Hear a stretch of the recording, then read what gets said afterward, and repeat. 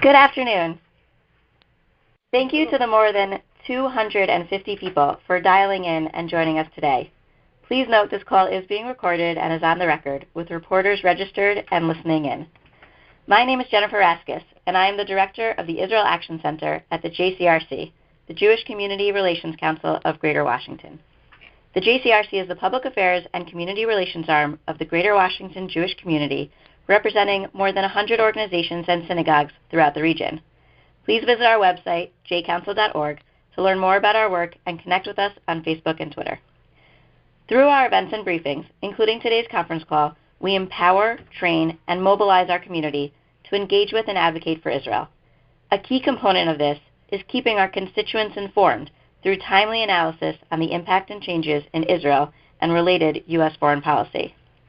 The JCRC is proud to serve our large and diverse community and respects the wide range of opinions our community members hold on issues of importance to Israel and the Jewish people.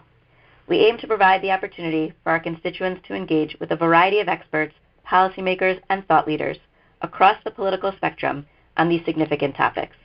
It is in that vein that we are happy to present our speaker for today, distinguished scholar and Vice President of New Initiatives of the Woodrow Wilson International Center for Scholars, Aaron David Miller.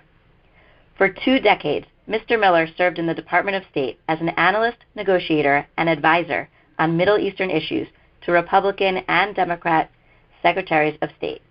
Between 2003 and 2006, he also served as president of Seeds of Peace, an internationally recognized program in conflict resolution and coexistence. He has written 5 books, many articles in a wide variety of publications, including a column in Foreign Policy magazine, and is a CNN contributor and global affairs analyst. Mr. Miller will give us an analysis of the potential implications of President-elect Trump's nominations and his foreign policy objectives, particularly as they impact the Middle East and Israel. Mr. Miller will speak for 20 minutes, and then we will open the floor for Q&A. At that time, Alexis Schwartz, the JCRC Israel Action Center Associate Director, will moderate a Q&A session. If you have a question, please dial *6 on your phone to be added to the queue. Please remember that questions should be kept short and to the point so that we have time for as many questions as possible. And a friendly reminder that questions end with a question mark. And now it is my pleasure to turn it over to Aaron David Miller for his remarks. Jennifer, thanks so much, and it's an honor and privilege to be with all of you today. First, a couple points for, I guess they would constitute survival guide in the hazardous arena of Washington politics. On the partisan, nonpartisan issue, I worked for Republicans and Democrats. I voted for Republicans and Democrats. I'm not associated with anybody's campaign, and my days of running for anything are over. It is my own personal view that the line for a smart American foreign policy, or domestic policy, frankly, should not be between left and right, liberal or conservative, or Democrat and Republican. It should be between dumb on one hand and smart on the other. The only question that remains is which side of the line do you want America to be on, the smart side or the dumb side? Underlying this creed core for bipartisanship is the notion that neither of our political parties have an answer, let alone a monopoly on truth, justice, or, frankly, a solution to what ails the nation at home and abroad. Second, I think we all need to take a collective deep breath and understand what we don't know. I, for one, have been wrong with respect to every aspect of this current political campaign. I got the Arab Spring wrong, I got Brexit wrong, and I certainly got the last 15 months wrong. And that suggests to me a degree of humility and prudence in trying to come to grips with factors that we don't know and changes that may be in the works. I don't believe in transformations. Barack Obama did not transform the country. President-elect Donald Trump will not transform it either. But clearly the ground is shifting, and I think it's important in the face of that uncertainty and the prospects of unanticipated changes and events to keep that in mind. A few general remarks on my own views based on very little information about President-elect's foreign policy, and then perhaps we'll drill down on some issues related to the Middle East. Jonathan Alter once wrote very wisely that all presidents are blind dates. Having just finished a book, The End of Greatness, Why America Can't Have and Doesn't Want Another Great President. I've been fascinated, of course, by the relationship between backgrounds of our presidents and delivery and experience in governance. There are no schools for presidents. They come in all different shapes and sizes. But I think in this case, there's no question that Alter was right. All presidents are blind dates. And in this particular case, it's perhaps a fact that's more salient than in any time in our modern political history. We know something, I think, about the president-elect's foreign policy instincts, proclivities, and inclinations.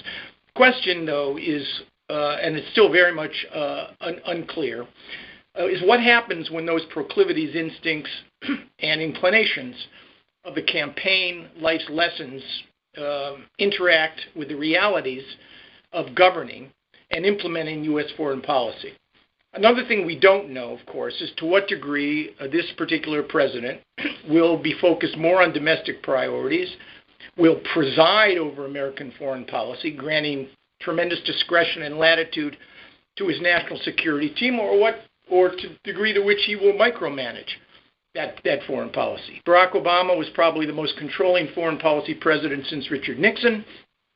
I think both Mrs. Clinton and John Kerry understood that he set the parameters. They maneuvered and negotiated and functioned within those parameters. And I suspect, given the importance of foreign policy, particularly on the national security side, that we can expect this president, like his predecessors, to set those parameters. If I were to characterize the approach based on, and I say this with great hesitation and reservation, based on what I've heard during the campaign and what I intuit to be true, I suspect this foreign policy will be a combination of what I would call a muscular American nationalism, a desire to be tough and assertive in response to threats, with a high degree of risk aversion. I suspect that on the issue of the projection of American military power in great numbers, nation building, regime change, the expenditure of billions, if not trillions, of American dollars abroad, particularly in the Middle East, that this policy arc of this particular president may well follow the precedent set by our current president, who, of course, whose risk aversion was a direct response to the risk readiness of his predecessor. So there is a kind of dialectic here. But in this case, I would expect more risk aversion when it comes to nation-encumbering exercises like Iraq, Afghanistan, and Syria, more risk aversion than risk readiness. I mean, the key elements of the policy, and if you're interested and if you want to listen to it again, his rally in Cincinnati, where he announced Jim Mattis as his nominee for Secretary of Defense, laid out 4 elements of what Mr. Trump described as a, quote, new foreign policy, end quote. 1, no regime change or interference with elected governments or those who were not elected, no nation building, and a reluctance, to use his figure, of expending $6 trillion on a Middle East, to paraphrase his words, which now looks worse than ever before. There was a desire expressed in that speech to cooperate with allies in the fight against the Islamic State. I think that was a specific reference to any ally, but particularly Putin's Russia, who shared his personal goal, that is to say Mr. Trump's, of destroying the Islamic State.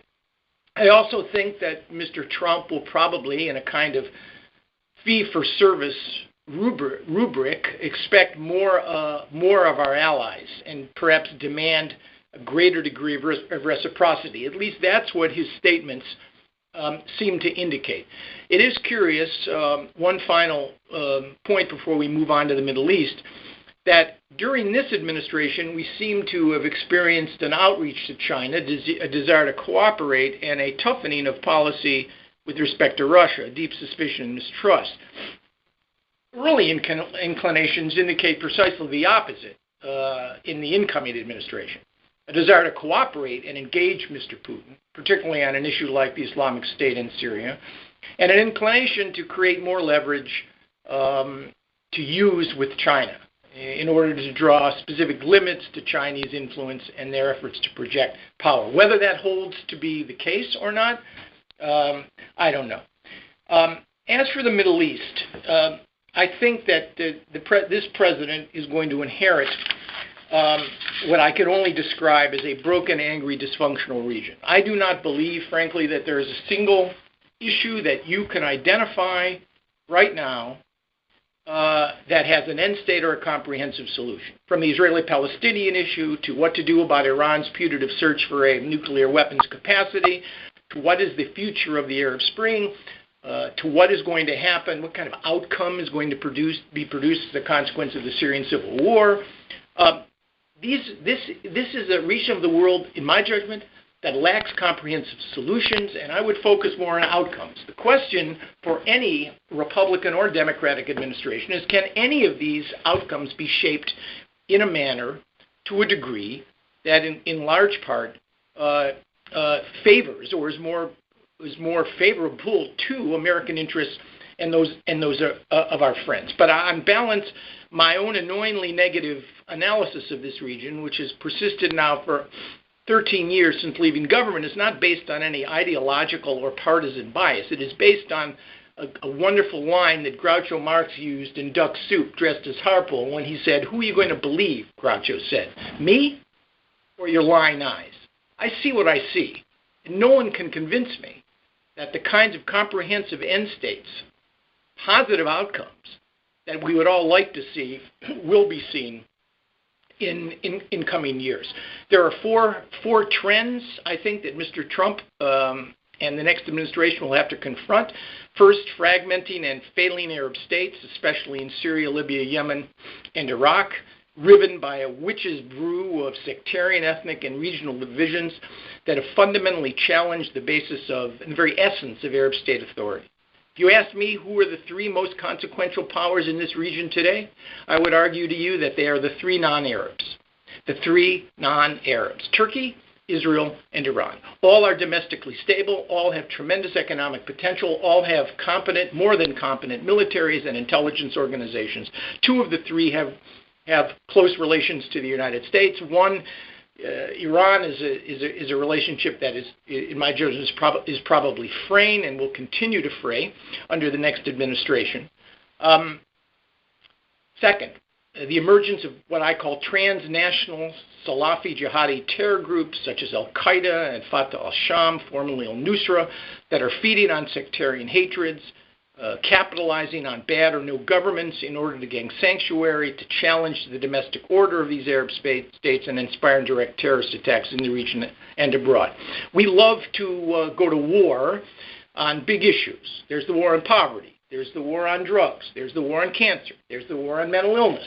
The reality is none of these wars have quick or easy solutions, nor will the war on terror. I would only point out to you that it took the Allied powers 6 years to defeat the Axis in the world's greatest war. We are now 15 years beyond 9/11. And while these Salafi groups, particularly Al-Qaeda Central and ISIS, have suffered setbacks, we are nowhere near, quote-unquote, destroying these groups. And I suspect this is not a challenge to be measured in months or years. This is a generational challenge. Third is Russia's effort to project its military and political power in the region with a view toward blocking U.S. objectives and gaining status and influence as a co-equal, especially in Syria. Fourth, rising Iran. And again here, Iran is not 10 feet tall. There are severe limits to what it is they could achieve, but all power is relative, and the Iranians, in comparison with an Arab world that's melting down, the Iranians do appear to be 10 feet tall. And finally, there have been serious strains between the United States and its traditional allies, namely the Saudis, the Israelis, and the Egyptians. These are the trends that Mr. Trump is going to confront. I will say again to you, I think the odds of finding solutions to any of these problems are probably remote. And if you're looking for Hollywood endings in the Middle East, I would suggest that you go to the movies instead. Let me just address, because I do want to leave plenty of time for questions, and I've got to go at 12:40. Let me just deal with a few of these issues relating to issues that the Jewish community, and I'm a member of that community, care a great deal about. First is the issue of Iran. I think the choices that the next administration will confront Iran really fall into three broad sorts of options. One is abrogation, unilateral abrogation of the JCPOA, the Iranian nuclear agreement. I don't see that as certainly a priority or anything that's going to happen quickly. Second is renegotiation. I think that's highly unlikely. It's a complicated agreement. There are many parties. Nobody is going to want to open this up. I think that basically the question is what to do about this agreement, whether in fact it is in the interest of the incoming administration to seek to tougher standards of enforcement, try to check Iranian influence outside of the agreement. The question Mr. Trump is going to ask himself is the same question that this president asks himself. The purpose of this agreement was not to transform the U.S.-Iranian relationship. That is not going to happen. This is a repressive authoritarian regime, serial human rights abuser. Our goals conflict in the region. The purpose of this agreement was to preempt an Israeli military strike, which the administration and many rational, logical thinkers thought was never designed or could never essentially deal adequately with the Iranian nuclear issue, to preempt a strike by the Israelis and to make an American strike unnecessary. And the question for Mr. Trump, frankly, is going to be the same, I suspect. How to constrain Iran's drive or suspended drive toward a deliverable nuclear weapon on one hand, and prevent regional instability, or force the United States in the position of having to adopt a military response. Whether or not he succeeds or that is anybody's guess. And I suspect this agreement was reached because the parties themselves were determined to reach it. It was implemented in large part because there was an enormous amount of focus and attention. You're not going to have that. Personalities that negotiated this agreement are not going to be around anymore, and I suspect there's going to be less of a willingness to give on either side, the Iranian or the American, the other side, the benefit of the doubt. On the U.S.-Israeli relationship, the three sources of tension, I think, that have created, in large part, perhaps the most dysfunctional relationship between an Israeli prime minister and an American president. And we've had dysfunctional relationships before, Begin and Carter, Shamir and Bush 41, Netanyahu and Clinton, and even to some extent Sharon and Bush 43. But all of those relationships were dysfunctional, but they were productive. Over the last 8 years, we've seen in many respects, even while the U.S.-Israeli security institutionalized relationship has matured and deepened, personal relationship driven by personal and policy differences, I think, has been not only dysfunctional but unproductive. And I suspect in the three areas that were the source of that dysfunction, there's going to be a significant improvement. One is the issue of Iran. There will be more coordination and cooperation between Israel and the United States, regardless of what position Mr. Trump takes on the agreement. Second, the pursuit of Israeli-Palestinian peace, which frankly, I don't have to belabor the point here, is just not ready for prime time. I do not believe will be an initial priority or focus of the administration, despite the president-elect's repeated statements that not only can he fix it, but he will be honored and privileged to play a role in resolving it. That source of tension, I suspect, is going to be eased. And finally, I think the personal relationship between Obama and Netanyahu will be replaced by a more functional, perhaps warmer relationship between the president-elect and the current prime minister. And in order to pivot to a subject that I know everyone is particularly interested, I suspect that the choice of David Friedman as the president-elect's nominee to be the American ambassador to Israel was a clear decision to reflect a sharp break with the previous administration. Frankly, folks, I've been I worked for half a dozen secretaries of state. I've analyzed a few more. I've been in Washington for more than 40 years. Half of that, more than half, was spent in government. It's almost unprecedented, I think, that an appointment on this sensitive an issue would have been made so early in an administration. Usually the Secretary of State would have had a say in the matter. There would have been time to review a series of candidates. This process, like many of the other cabinet appointments have been, as public as they've been, which is the paradox, they've also been, to a large degree, opaque.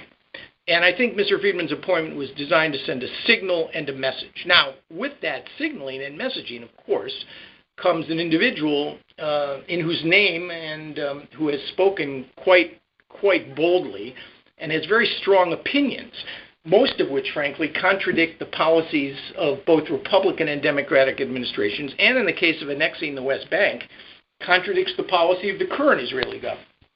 How all of that is going to play is again another matter. We don't know. It is not usual for a U.S. ambassador to Israel to lead the president on policy issues. Usually, it's the other way around.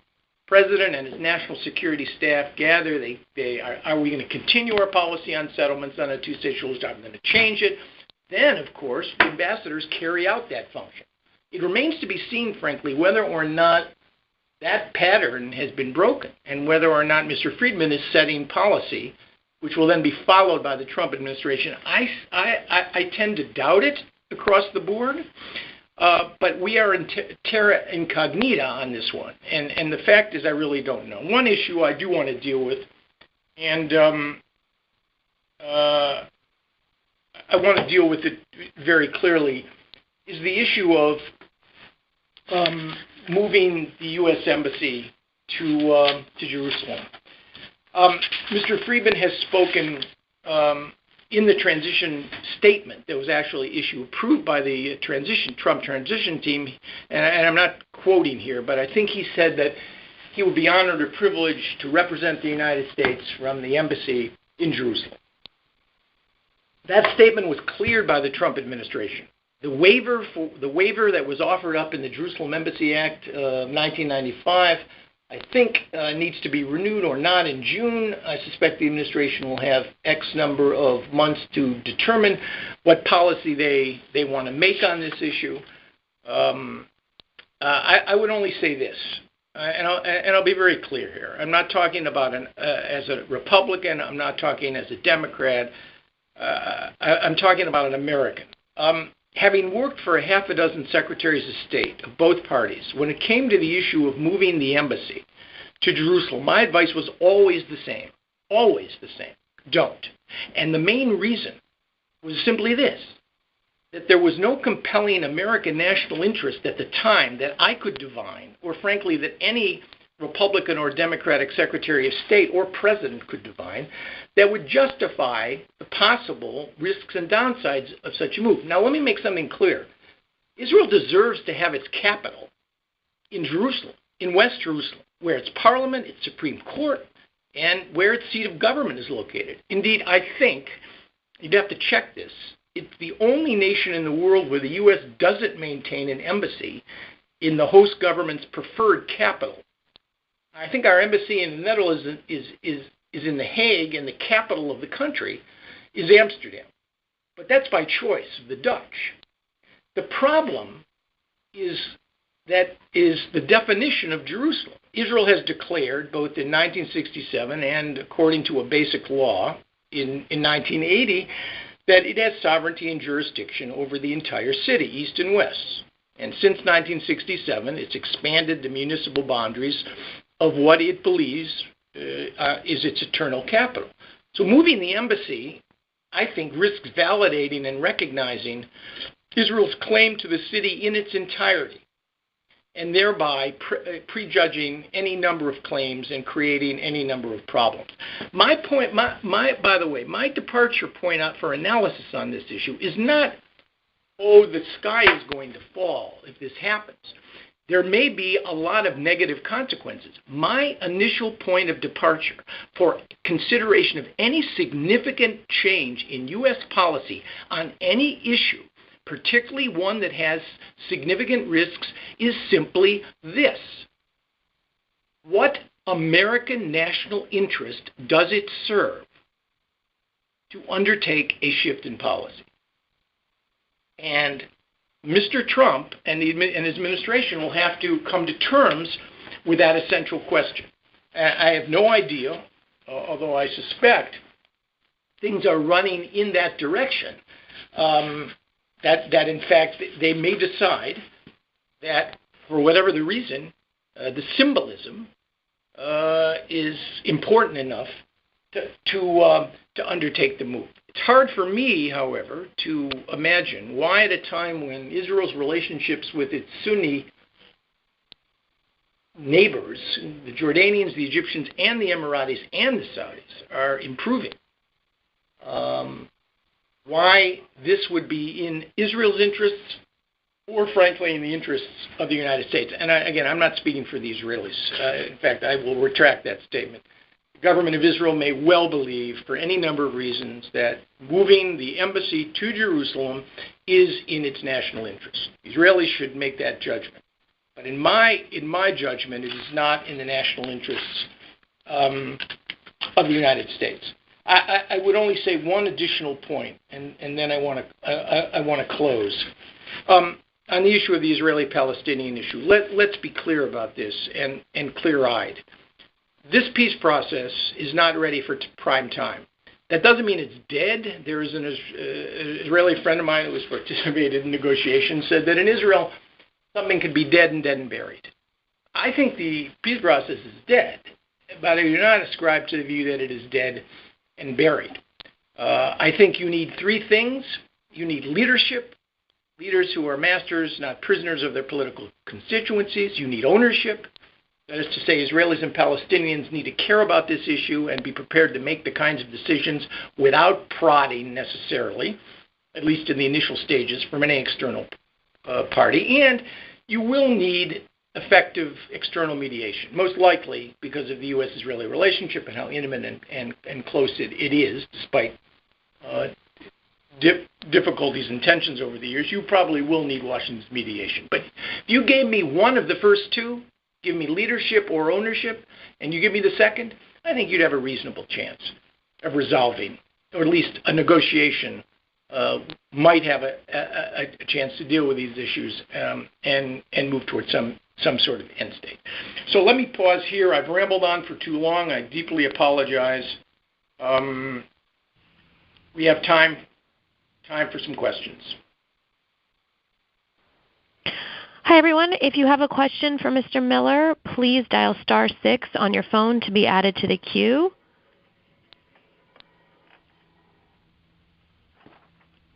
I'm going to take the moderator's prerogative and go ahead and I'll engage our first question. Susie, go ahead. Hey, Aaron. Susie Gelman. Great as always. Susie Gelman, how are you? It's great to hear your voice. Trying to hang in there. Yep. I appreciate. First of all, it's always wonderful to hear your commentary and analysis. It's very enlightening.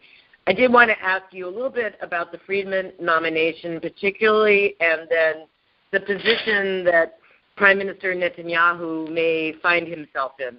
So, with regard to Friedman, as you know better than most people on this call, Aaron, the position of U.S. ambassador to Israel has always been given to an experienced and seasoned diplomat because of the sensitivities and importance of the role.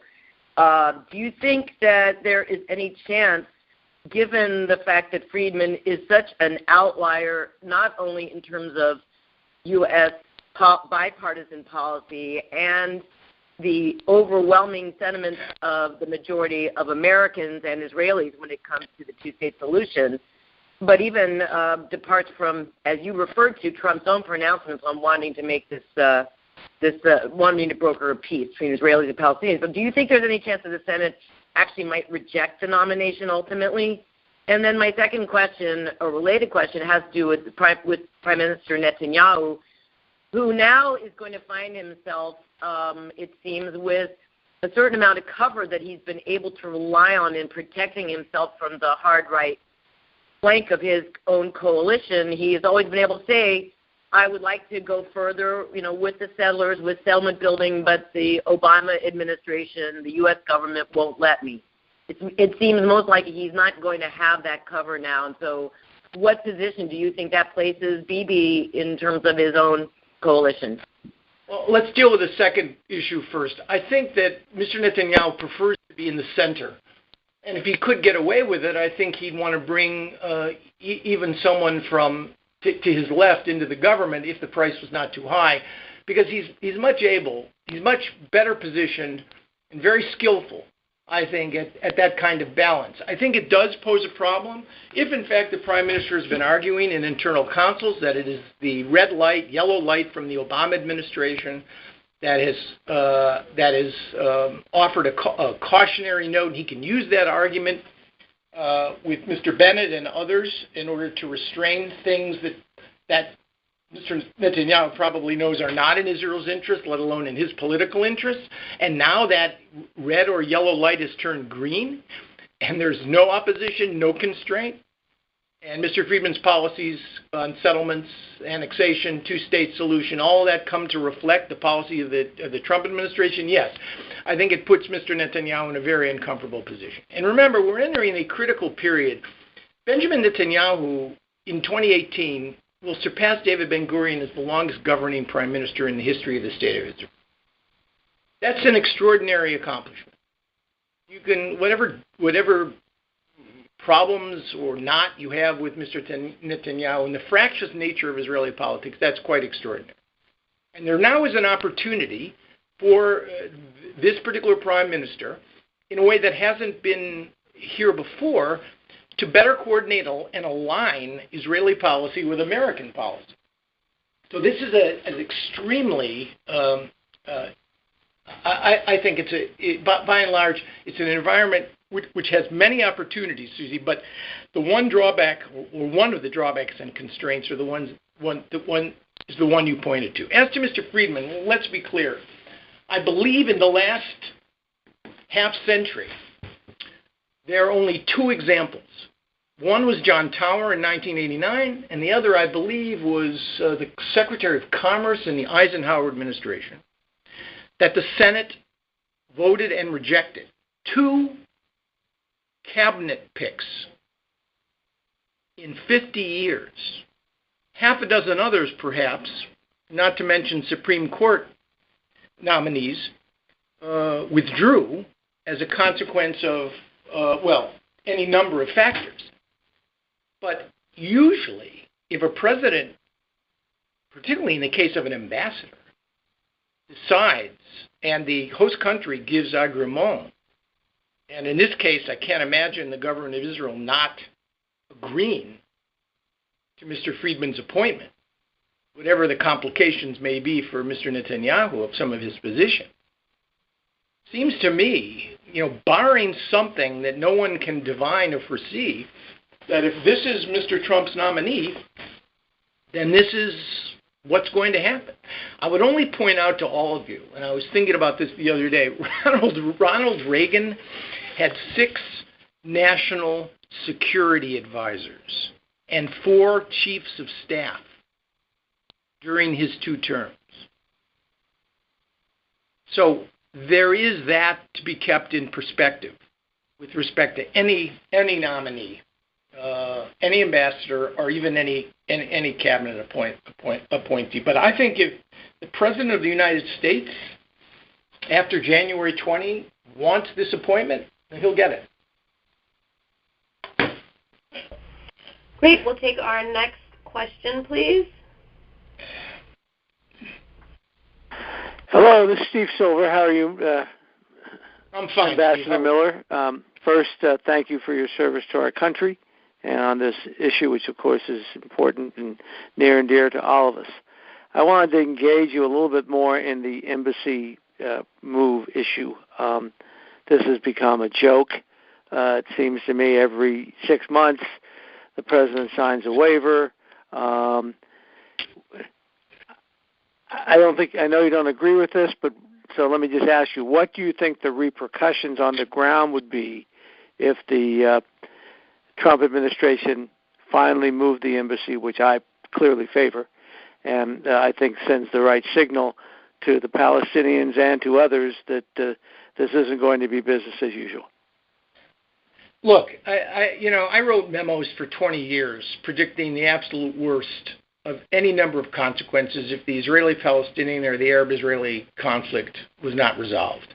And most of those memos were not accurate. when the Middle East exploded, even in the Arab-Israeli issue, it exploded on any number of fronts. Yes, you had two intifadas, but you had a series of conflicts between Israel and Hamas, and Israel and Hezbollah, and a number of Arab-Israeli wars that were driven by many other factors other than an unresolved Israeli-Palestinian issue. So I could paint a very grim picture, but what's the point? I mean, the consequences may be severely negative. They may be moderately negative. I don't think you're going to get a situation in which moving the U.S. Embassy to Jerusalem, an issue which clearly is central, the city of Jerusalem, to Israel's national identity and to Judaism as a religion, central, organic, fundamental, foundational.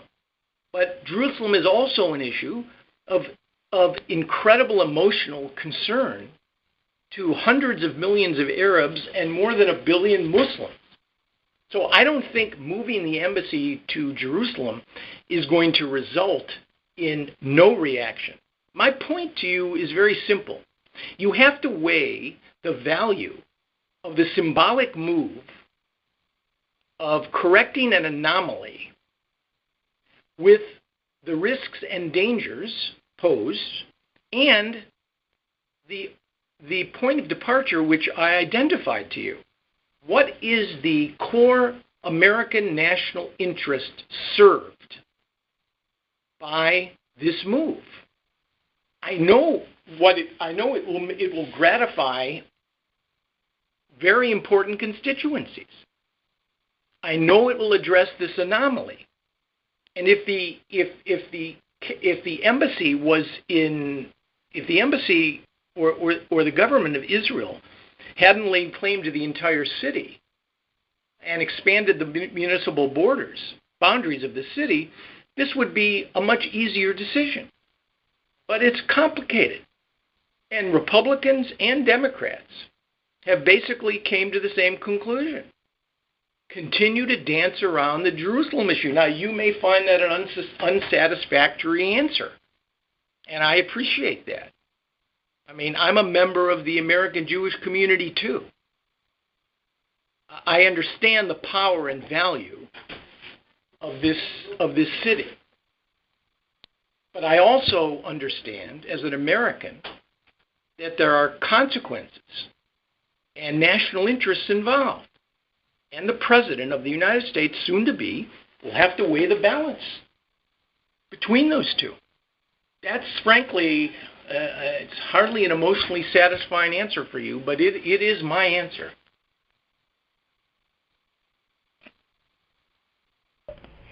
Great. Well, thank you again to Aaron David Miller for speaking with us, and thank you to everyone who joined with us. We hope that you join us again for future calls and programs featuring a variety of experts, policymakers, and thought leaders across the political spectrum on issues of significance to our community. We want to let everyone know that we will be uploading the recording of this call to our website, and we